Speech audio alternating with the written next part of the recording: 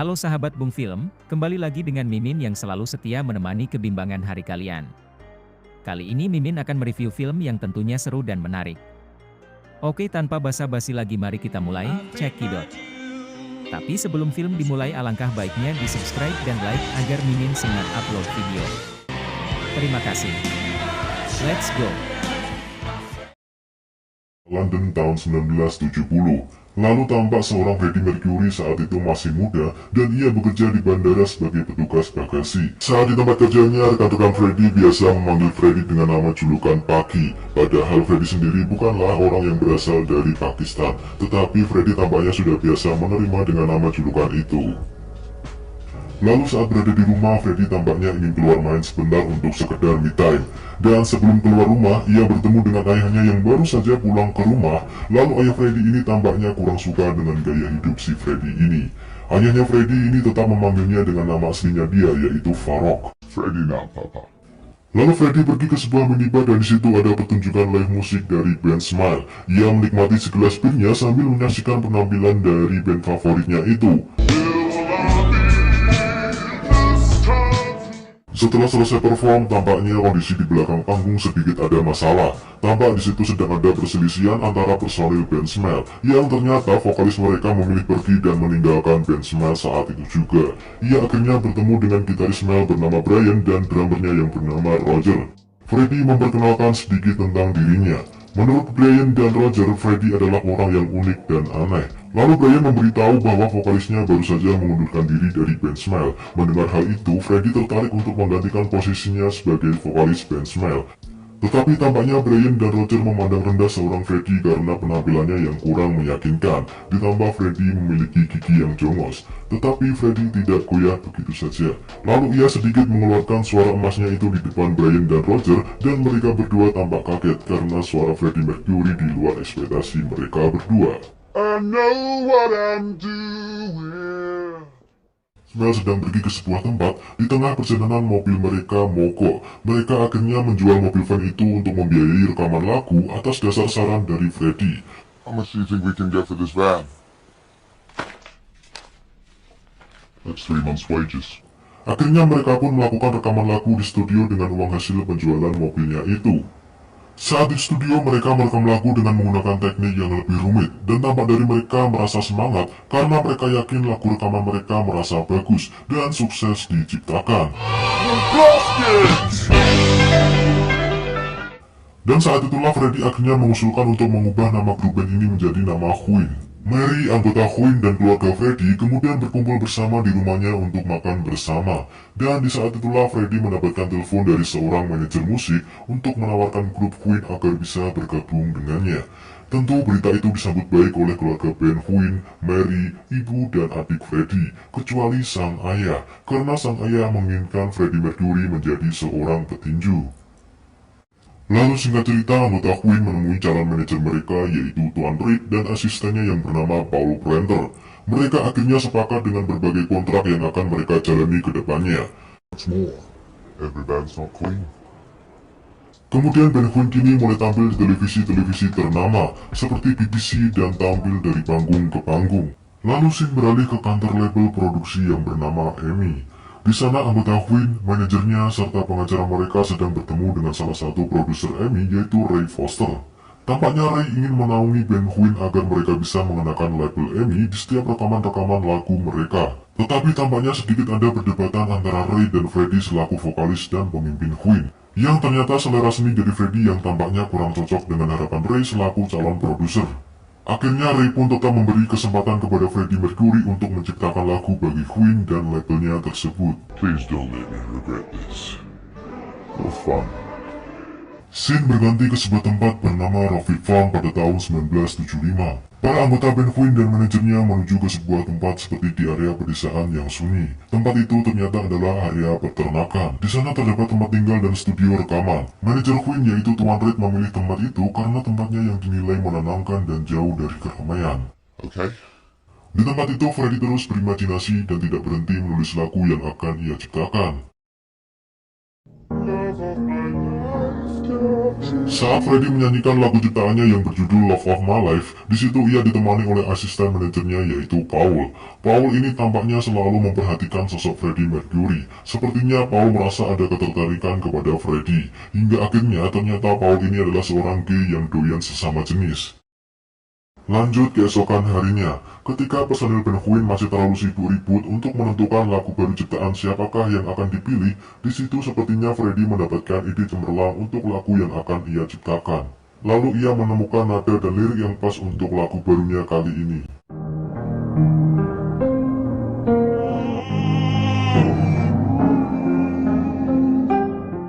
Kemudian terus ia kembangkan dan jadilah lagu yang berjudul Bohemian Rhapsody. Lalu satu persatu anggota Queen melakukan rekaman lagu Bohemian Rhapsody secara bergantian. Bahkan teknik rekaman lagu ini bisa dibilang cukup rumit dan sangat sulit di kala itu. How's that? Tetapi usaha itu tidak ada yang sia-sia.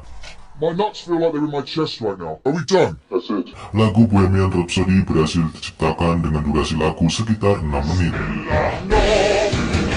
Lalu Freddie, Mary, dan kawan-kawannya akhirnya menemui rekan Freddie yang bernama Kenny. Kenny ini bekerja di salah satu stasiun radio yang bebas bisa memutarkan lagu tanpa adanya durasi waktu yang ditentukan. Lalu Freddie meminta tolong kepada Kenny untuk memutarkan lagu Bohemian Rhapsody. Akhirnya lagu Bohemian Rhapsody itu pun berhasil diputar di radio di kala itu. Tanpa diduga, lagu tersebut menjadi lagu top nomor 1 dengan pemutaran terbanyak saat itu, dan Bohemian Rhapsody berhasil membuat nama Queen menjadi semakin meroket. Kini band Queen menjadi top artis dan berhasil melakoni tur konser ke seluruh dunia.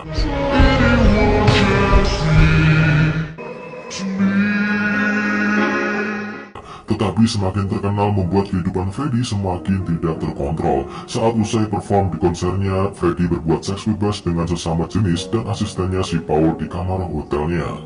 Scene beralih ke rumah Mary. Saat berbincang secara intim, Freddie akhirnya mengaku kepada Mary kalau dia adalah seorang biseksual. Mendengar hal itu lantas membuat Mary terkejut dan heran terhadap perilaku yang telah Freddie lakukan tanpa sepengetahuan Mary. Don't take it off.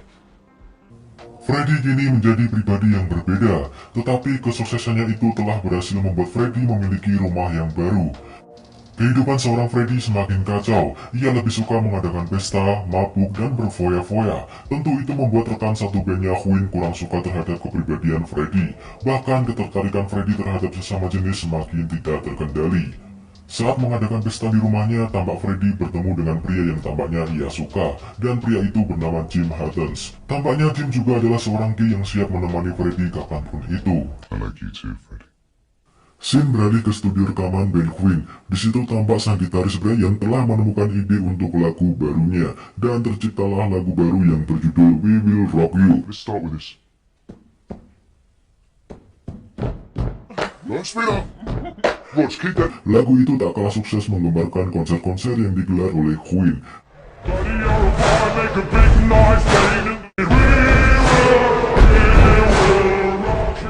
Di saat selesai konser, Mary tengah menemui Freddie bersama kekasih barunya Mary yang bernama David. Meskipun terkejut, Freddie tetap tampak merasa tegar dan menerima akan hal itu.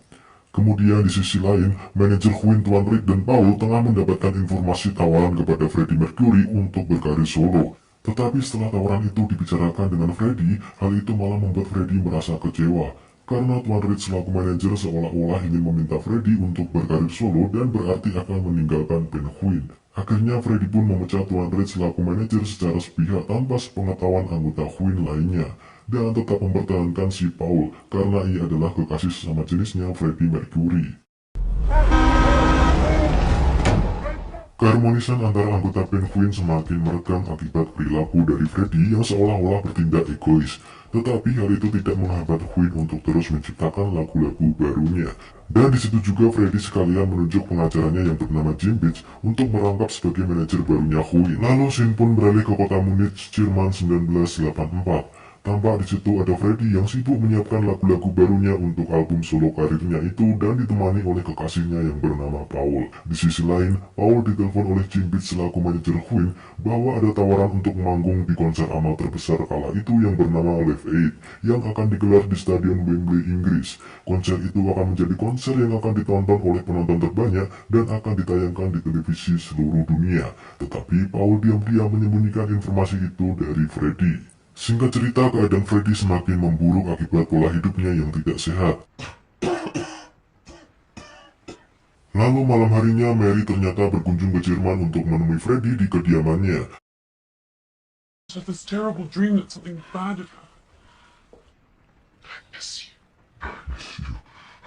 Di situ justru Mary lah yang memberitahu kepada Freddy bahwa akan ada konser amal terbesar yang akan digelar di waktu mendatang. Mereka berbincang-bincang dan Mary menasihati Freddy bahwa Freddy tidak akan mendapatkan kasih sayang dari Paul seperti kasih sayang yang ia dapatkan dari keluarga Quinn. Paul bukanlah orang yang baik untuk Freddy. Setelah Mary pergi, Freddy tampak marah kepada Paul karena ia merasa dibohongi oleh Paul, dan akhirnya Freddy pun meninggalkan Paul saat itu juga. Sorry, Freddy, come back. I'll make it better. Dan benar saja, setelah ditinggalkan oleh Freddy, Paul mengkhianatinya dengan membuka semua rahasia kehidupan Freddy saat diwawancarai di stasiun televisi. Di samping itu juga, Freddy memohon kepada sang manajer untuk bisa meminta slot artis untuk Ben Quinn agar bisa tampil di acara konser amal terbesar Live Aid tersebut. Singkat cerita, Freddy akhirnya menemui Brian, Roger, Dickie, dan manajernya Jim Beach untuk meminta maaf. What's it gonna take for you all to forgive me? Dan keputusan telah dibuat. Akhirnya Ben Quinn pun diberi kesempatan untuk mengisi acara konser itu. Dan setelah melalui perundingan sama anggota Quinn, akhirnya mereka telah sepakat untuk tampil di acara konser terbesar di dunia kala itu. Please. Scene beralih ke rumah Freddy.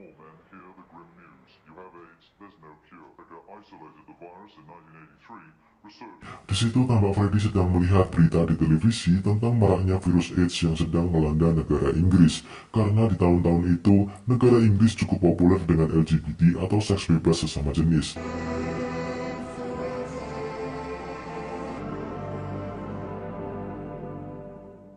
Akhirnya Freddy pun pergi ke dokter untuk berkonsultasi tentang kondisi kesehatan tubuhnya saat ini. Dan ternyata Freddy pun juga tengah divonis mengidap penyakit tersebut, yaitu AIDS.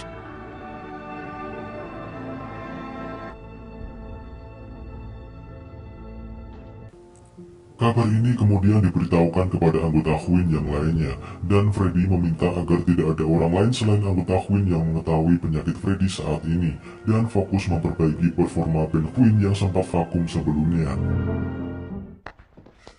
Even though you're crying like three little girls, Lalu setelah mereka menjalani latihan singkat, akhirnya hari pegelaran konser amal terbesar itu telah tiba. Saat pagi hari sebelum menuju ke venue, ternyata Freddy terlebih dahulu menemui Jim Haddens, sosok pria yang ia temui saat pesta di rumahnya waktu itu. Freddy kini menganggap Jim sebagai kekasihnya dan memperkenalkan ke keluarganya sebelum tampil perform. Jim's my friend. Freddy, We have to go. but you just got here, What do you mean? Dan kini ayahnya Freddy pun juga ikut mensupport Freddy demi kebaikan karir anaknya itu.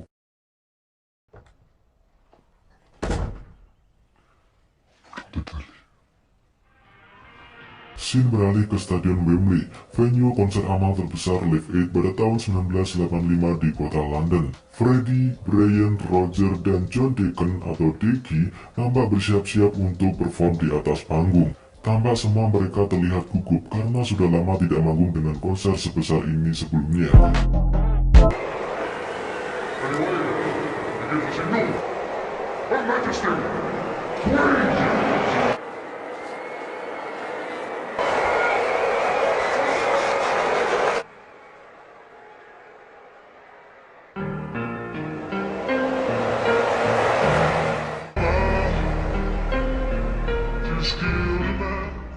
Tetapi tanpa diduga, penampilan Freddy dan anggota Queen lainnya terbilang sukses dengan membawakan lagu Bohemian Rhapsody dan lainnya, kemudian ditutup dengan lagu We Are The Champions.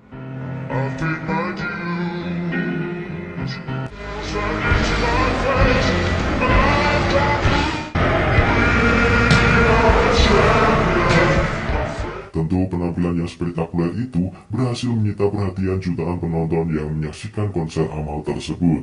Di kredit film itu juga disebutkan bahwa Freddie Mercury meninggal akibat penyakit AIDS pada tanggal 24 November 1991 di usia 45 tahun. Freddie dan Jim juga melanjutkan kisah asmaranya itu hingga akhir hayat Freddie Mercury, sedangkan Freddie dan Mary hanya menjadi sahabat sejatinya.